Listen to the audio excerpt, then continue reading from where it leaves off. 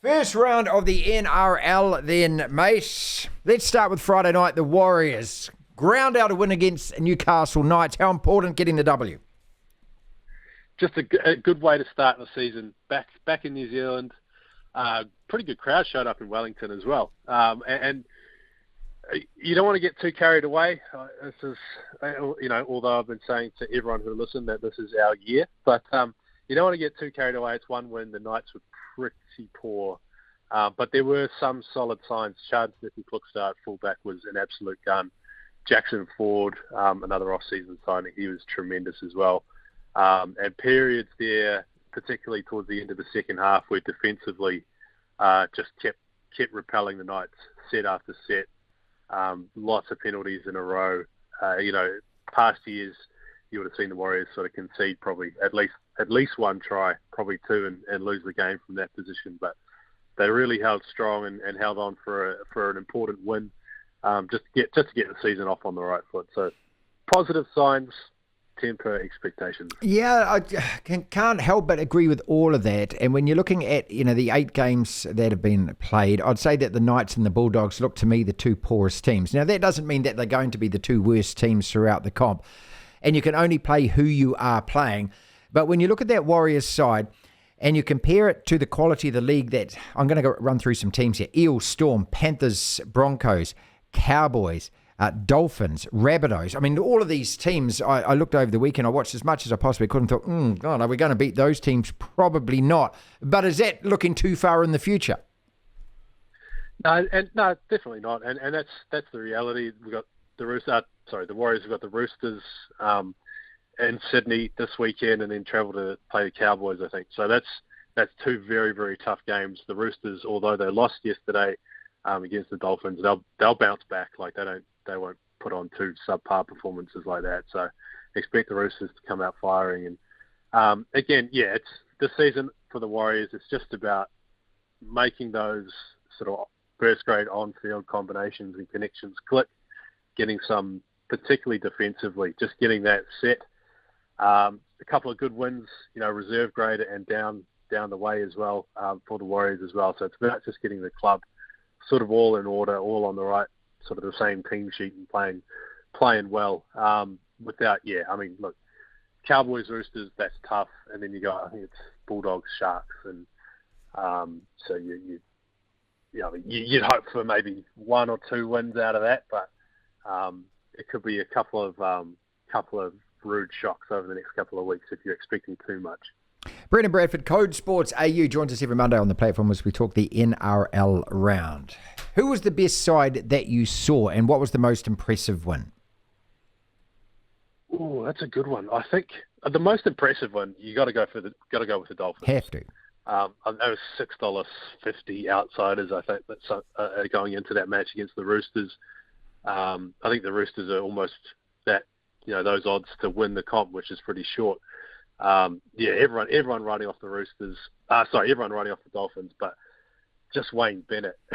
he just has a way of turning not average teams, but underdog teams into just superstars. He did it at Origin in 2020. No one expected Queensland to win that series, and he came out and pulled it out of the bag. So that's you've got to go for the most impressive or the most eye-catching sort of win. I think definitely the Dolphins. And I think the Broncos beating the Panthers in Penrith on Friday night, that was a really strong, really powerful performance. 13-12 with Adam Reynolds kicking a field goal in that one. But it was just it was the kind of game, it felt like a mid-season match where it was just a grind.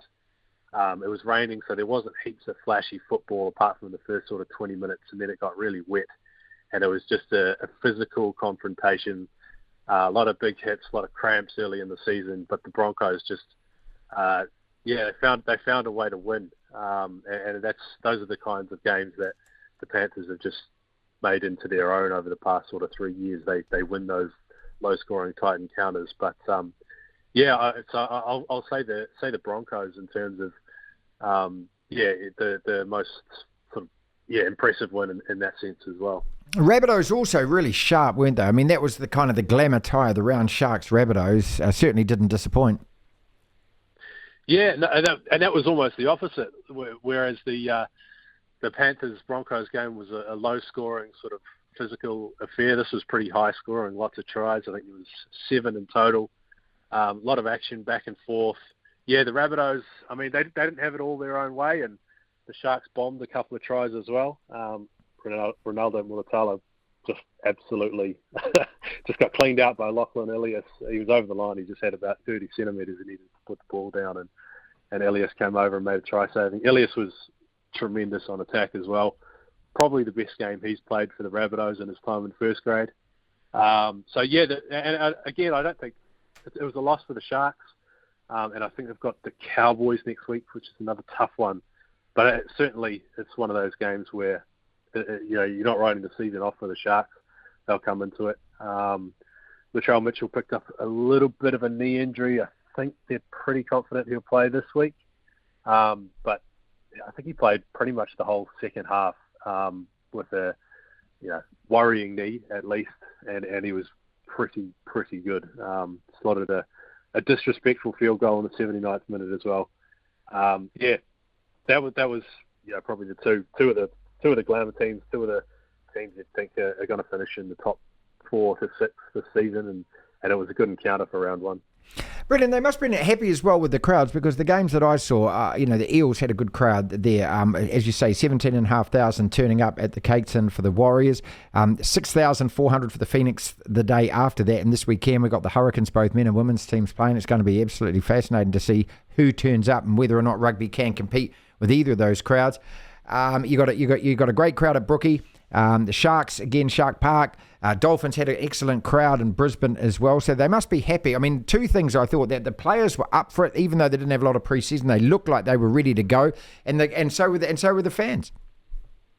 Yeah, it feels this season, for the first time since COVID, basically, that this is, I don't know what it is, but it feels like the lead-in, the anticipation for the season has been bigger than it has been in the last sort of 4 or 5 years.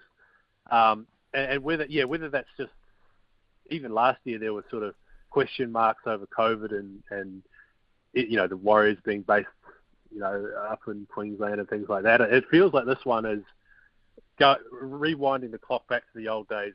And again, we're like with the Dolphins coming in, that was, I think there were a lot of neutral fans sort of tuning into that one as well. But yeah, like you say, just massive bumper crowds all over. I was at Leichhardt Oval yesterday for the Tigers and Titans. Two teams that maybe one of them maybe the Titans could scrape into the finals, but you probably wouldn't expect them to be contending for a title. But Leichhardt Oval was jam-packed. Really cool vibes at Leichhardt. And yeah, like you say, I caught a bit of the Super Rugby down in Melbourne. I don't know why they do it in Melbourne. Well, okay, explain that to us. I mean, here, look, Melbourne can't even, they've got a rugby league side, which has been a champion side, and they're not interested in that. Why Super Rugby bother? It's 10 years of bashing head against a brick wall, and the wall hasn't moved an inch. I kind of think it's insulting in a lot of ways. It's insulting to fans. It's insulting to every city that has a franchise. Sure, you can look at your bank balance and go, well, aren't we clever? Look, we sold it to Melbourne for this amount of money. Yeah. But no one turned up, and it looks stupid when you look at it on the telly in front of an empty house. And when you've got Australian-based teams, like the Waratahs played Fiji and Drua on Saturday night, there are more Fijian fans. Like, they were louder than the Tars fans. Like, all the non-Australian teams were getting out sort of supported by expat Kiwis or, Fijians coming over or coming down. It wasn't the local fan base getting energized and going to watch the Melbourne Rebels. It was the expats going to see some rugby union in Melbourne. And again, I can only put it down to that they've sold it to Melbourne for however many years. And but the promotion last week, you wouldn't have known about it. I had people asking me, why were the Waratahs playing Fiji and Melbourne? And you've got to explain, it's Super Rugby's version of Magic Round. But there was just no promotion put into it. You wouldn't have heard about it. So yeah, it's a bizarre one. They should have. If they're going to have it in Australia, it's got to be in Sydney or in Brisbane, two historic sort of rugby union strongholds in Australia. And again, you talk about the Rebels. They're almost siphoning off a lot of Queensland talent as well that should be playing for the Reds. and they're just diluting the whole talent pool of Australian Rugby Union. I came on to talk about rugby league, but here we are in a tangent about Super Rugby and expansion teams in Australia. But that's the way it goes.